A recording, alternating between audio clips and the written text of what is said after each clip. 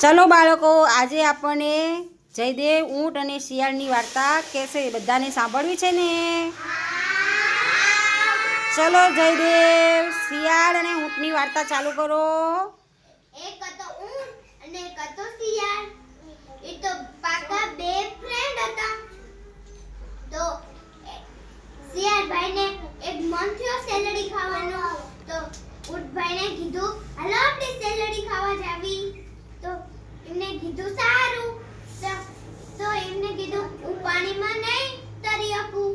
તો ઊંટ ભાઈએ કીધું, તમે મારી પેટ ઉપર બેસી જાજો, હું તમારે પહોંચાડી આપીશ.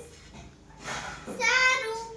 તો ઊંટ ભાઈ ના શિયાળ ભાઈની પેટ ઉપર બેસી ગયા અને ઊંટ ભાઈ ચાલવા લાગ્યા.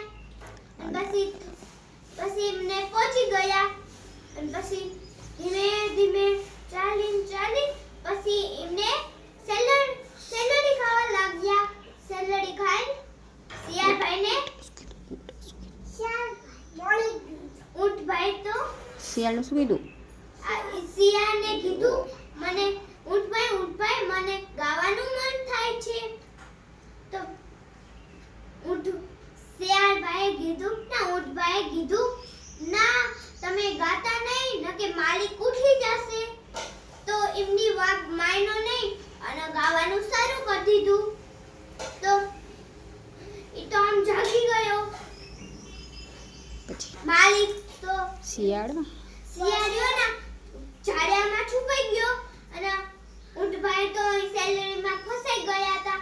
અને માલિક દોડી સેલરીના ઝાડે એને જોયું તો ડંડા લઈને મારવા માંડ્યો અને પછી છૂટી ગયો.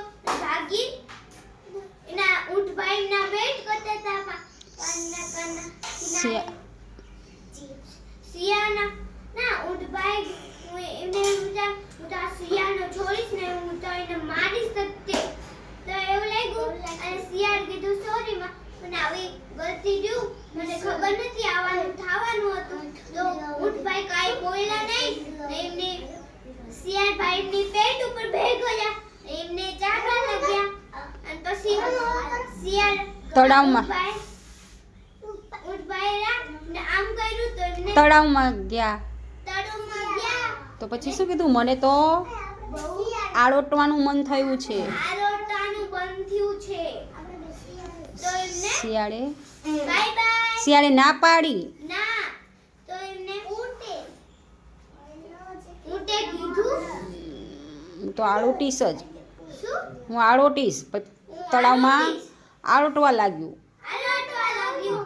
તો શિયાળ પડી ગયું અને ઊંટભાઈ બચી ગયા. એટલે આના ઉપરથી શું આપણે બધાની વાત